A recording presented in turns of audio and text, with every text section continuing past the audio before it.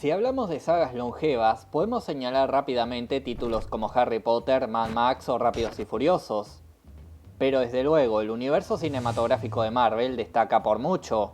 Aun sin ser en regla una saga, sino más bien colección de estas, el hecho de contar con tantas historias directamente relacionadas, con hasta secuelas y trilogías dentro de la misma, son el ejemplo perfecto. Aunque en su historia reciente se le hayan dedicado diversas y hasta merecidas críticas a las numerosas enfermedades que ha adquirido, el principal elemento a destacar y a su vez no muy destacado es el sencillo hecho de tener algo que contar. Lo que a DC le hace falta. Y me refiero a tramas complejas y desarrollables que justifiquen su interminable extensión. La saga del multiverso. Un concepto nada nuevo pero repopularizado. Doctor Strange Multiverse of Madness llegó al público como el paso más grande hasta la fecha de esta nueva saga que dotará de sentido y propósito a futuras producciones correspondientes. Y coincidiendo con antecedentes de inserción al público al concepto, como lo son Loki, WandaVision y desde luego No Way Home, es momento de ver qué tan bien ha desempeñado su propósito esta mencionada obra. Así que prepárense, porque allá vamos.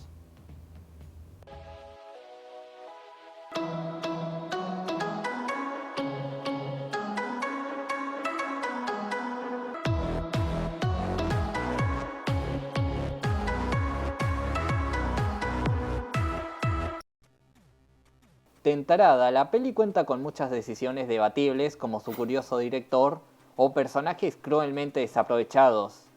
Pero vayamos de poco en poco. Lo primero de los evidentes puntos a destacar es su primicia, puesto que el concepto de multiverso funciona para tres propósitos. Primero, justificar incoherencias en el canon de las historias, tomen de ejemplo What If. Segundo, llevar a cabo una trama de viaje y búsqueda con todo lo correspondiente a ello.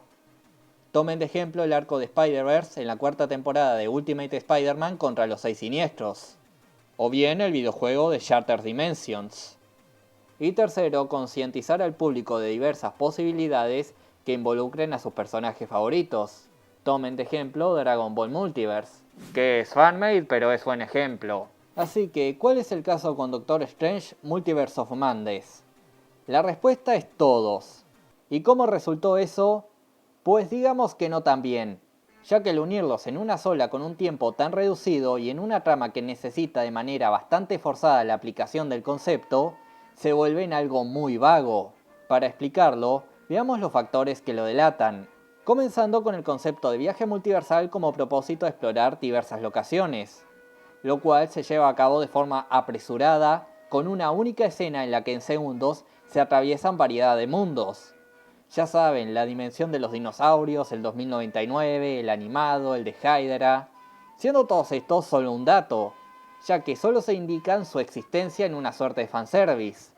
Pero como solo se muestran con el objetivo de mostrarse, se termina por quedar en esas, siendo que el único universo alternativo que se dan el lujo de explorar es el Nueva York de flores y arcoíris con semáforos al revés. Porque Dios, qué imaginativo, semáforos al revés, no se me pudo ocurrir nada mejor. Y este dura únicamente unas pocas calles, por lo que ese sentido de viaje y exploración es poco y nada. Por otro lado, el ver posibilidades diversas de los personajes queda en nada más que variantes ya vistas con anterioridad. Así que, por el lado de la idea de multiverso y su desarrollo, es poca. Pero en otros apartados las cosas siguen siendo flojas. El desarrollo de nuestros protagonistas es apresurado y hasta nulo. Doctor Strange difícilmente aprende algo entre que empieza y termina la película. Supuestamente el conocer a sus variantes y ver sus errores lo hacen reflexionar por tomar el camino correcto, cosa que realmente no se siente así, ya que a lo mucho se le motiva a no tomar decisiones extremas que acaben con su vida, pero por todo lo demás sigue siendo el mismo. Y bueno, también por ahí está el tema romántico, pero eso ni al caso. Pero todavía peor es el caso de América Chávez. No siempre hablo con spoilers, pero eso de que a último momento abra el portal a la dimensión correcta porque Strange le dijo que se iba a lograr con el poder de la confianza, es de los guionazos más descarados que existe. Y ojo, eso de solucionar problemas gracias al poder de la familia, la confianza o el amor, no necesariamente es penoso por ser cliché.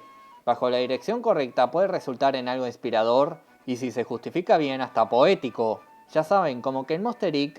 la risa supere a los gritos por el hecho de ser una fuerza positiva, o que en Hora de Aventura Finn le haga frente a Leech con el amor de la dulce princesa, por la sencilla razón de que Leech es un ser de maldad y que el amor sea una fuerza igual y contraria.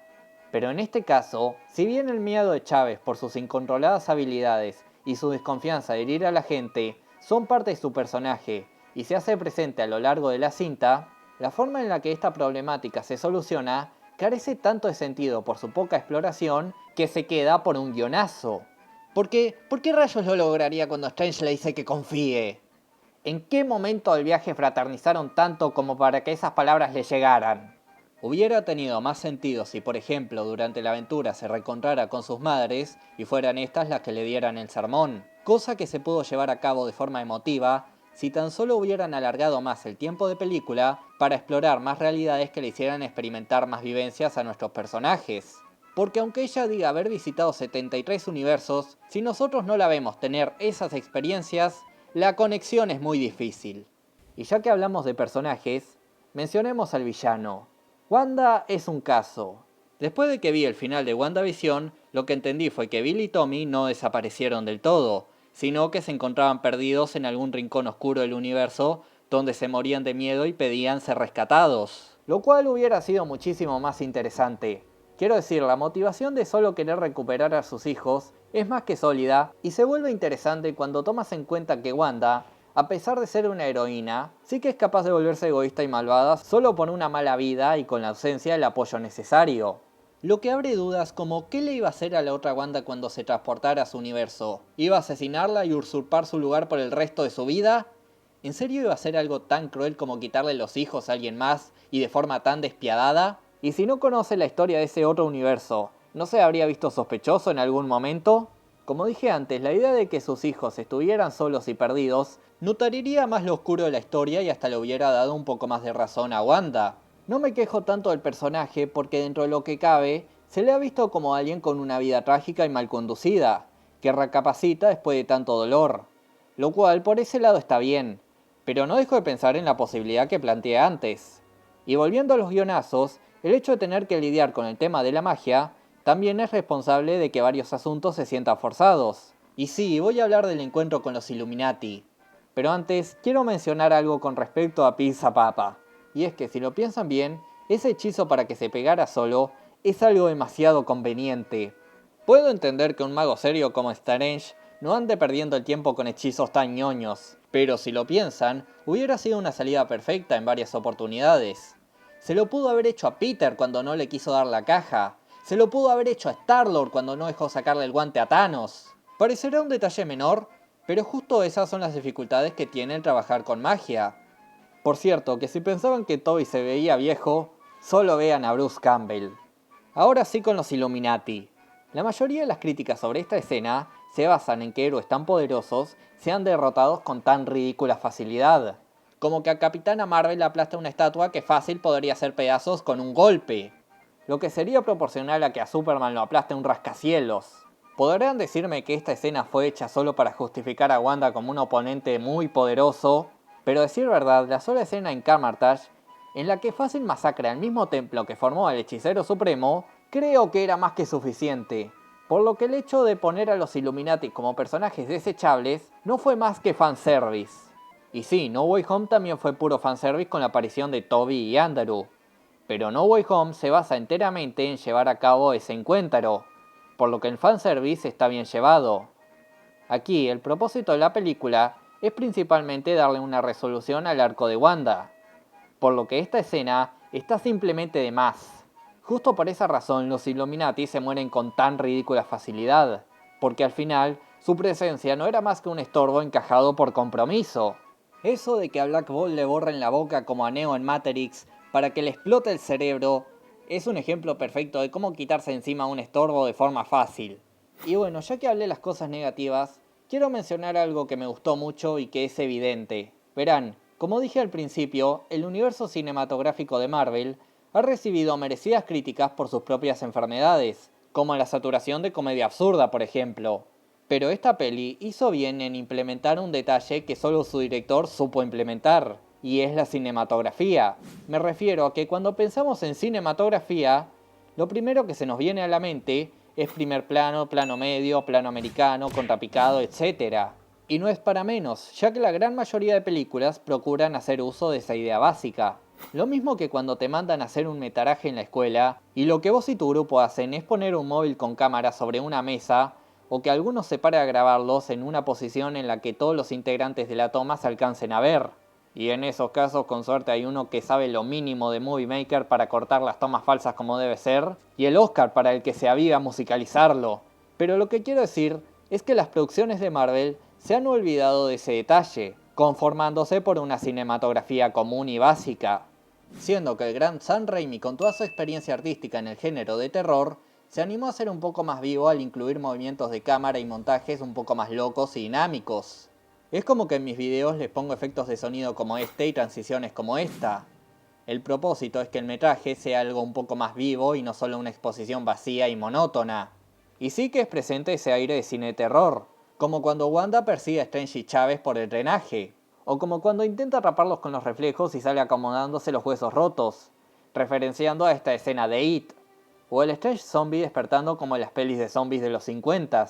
Ese tipo de cosas hacen que disfrutes más de la experiencia como algo fácilmente inmersivo. Lo que entre esto y la primera mitad de WandaVision son un aire fresco para todo el UCM. Si alguien sabe implementar terror en todo lo que toca, es Sam Raimi. Y aquí sí que lo hace.